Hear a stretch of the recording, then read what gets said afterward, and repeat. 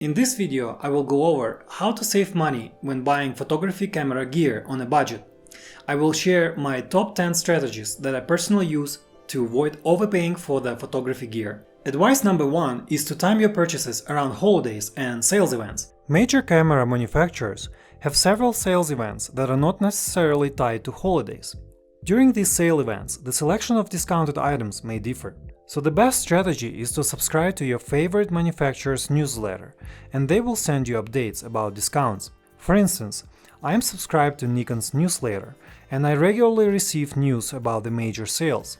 Alternatively, you can subscribe to websites such as Canon Rumors or Sony Alpha Rumors. These websites will regularly update you on upcoming deals and latest information related to camera gear. Using this strategy, we frequently bought lenses cameras that were anywhere from $100 to $500 off their original price. This leads to the second strategy I use to keep track of price changes on the camera gear that I'm interested in buying. Instead of checking prices every day, I use online price trackers for Amazon, such as Keepa or Camel. Although you may be buying your camera equipment from places other than Amazon, almost all online merchants maintain comparable prices across the board. My third piece of advice is to maximize your cashback on credit cards when shopping. This may or may not work for someone who is unwilling to use credit cards for making purchases. We frequently make purchases on B&H Video using their Paybook credit card. This card will instantly rebate any sales tax owed on purchases. Depending on your location in the US, sales tax rate could be anywhere from 0 to over 10%. This could add up to significant savings. Also, certain credit cards will have cashback deals for specific merchants. For instance, I use Capital One Quicksilver credit card, and it has cashback of 4% for Adorama and 6% for Canon at this time. I included a link to Capital One Quicksilver credit card if you would like to check it out. However, I would say that B&H Paybook card is by far the best value proposition when it comes to cashback on electronics purchases. The fourth strategy I use when shopping online is to take advantage of Honey Gold rewards. This company is owned by PayPal since 2020. Honey is a handy browser extension that lets you know if there's a cashback available on a particular website. I use it all the time to get savings on not only photography camera gear, but also everything else. The availability of Honey Gold and the cashback percent vary from website to website. For instance, Honey is available on Adorama with a cashback from 0.1% to 2%, but it's not available on B&H Video. But it's available in Walmart with a cashback from 0.1% to 1%. Sometimes, in addition to cashback, Honey would offer you a special deal on a particular product with extra cashback in addition to percent cashback. For Honey to work, you need to install the browser extension, disable any ad blockers you have, activate the cashback deal through Honey, complete the purchase, and that's it. Also, as you shop on a particular website, Honey will list all the coupons and discount codes they have on file for this merchant. They will even try them for you at checkout. About a month or so after you purchase, you will get your cashback. You have many options to redeem it, such as gift cards or good old-fashioned cash deposit to your PayPal account. I provided the link in the description for Honey Gold and PayPal if you would like to check them out. Honey typically keeps track of your activity as you go from website to website. For this reason, I prefer to have it disabled and enable it only when I need it for discounts. The fifth strategy is to buy used camera gear or refurbished photography products. Typically, individual sellers on Amazon or eBay would sell their used gear for a very reasonable price.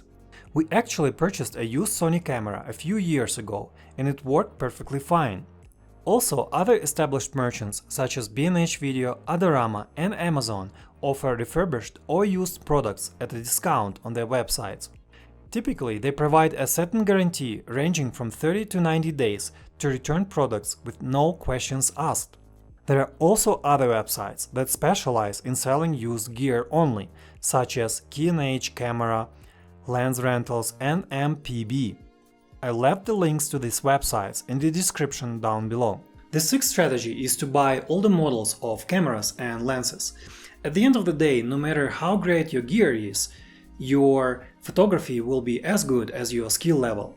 You don't need sometimes the latest and the greatest photography cameras and lenses to take stunning imagery. For instance, consider Nikon D850, which is an excellent DSLR camera that you can still buy for under $2,500. Alternatively, instead of buying the Nikon Z7 Mark II, you can go with Nikon Z7, which is a less expensive but still great camera. On Cyber Monday of 2022, B&H Video was selling Nikon Z7 Mark II for $2,600, while Z7 cost $1,800. Depending on your needs and requirements, the Z7 may be all you need at this stage of your hobby or professional career. Saving tip number 7 is to sell or exchange your old gear before buying new photography equipment. You can probably generate the highest dollar amount by selling your gear on Amazon, eBay, or other websites that specialize on used gear that I mentioned before. You can also sell or exchange your old equipment at established camera merchants such as B&H Video or Adorama. However, you will probably get less money compared to selling it yourself. However, the process of selling or exchanging with them is simpler. All you need to do is to send, for instance, to B&H Video your equipment. After their specialists evaluate your equipment, they will quote you the amount of money they are willing to pay depending on the condition of your gear. Another method to save money is to buy third-party camera gear, especially camera accessories such as speed lights, extension tubes, shutter release, intervalometers, and many others. Third-party equipment is typically much cheaper. Also, depending on the lens mount, you may have a very wide or very narrow selection of third-party glass though. For instance, there's a very wide selection of third-party lenses for Nikon Legacy DSLR F mount, while there is very limited selection of new mirrorless Z mount lenses, especially with autofocus. Also, before buying third-party gear, especially lenses, double-check that the image quality is comparable to that of the brand product. Saving tip number 9 is to join rewards programs at places that you shop for camera gear. Rewards programs would typically offer you around 1% cashback on your purchases. It's not much, but better than nothing. For instance, Adorama has a rewards program that gives you a 1% reward. Best Buy also offers loyalty rewards program with 1% cashback. The final and most important advice is this: do not buy anything until you absolutely need it. You have to constantly ask this question: what do I gain by buying this product compared to what I have already? Of course, if you don't have anything, then buying something that you really need is a good strategy. However, if you have already some lenses and lineup of cameras or accessories, then perhaps you don't need to buy anything at all, at least for the meantime. Let's consider an example: you own a bunch of DSLR cameras and lenses, and you're thinking about changing them to mirrorless. Well, should you? What do you gain by going through this expensive endeavor? Will it worth it at the end of the day? As for us, we still own DSLR cameras and lenses, which work just fine for us. Our flagship camera Nikon D850 does an outstanding job for our photography and even videography needs.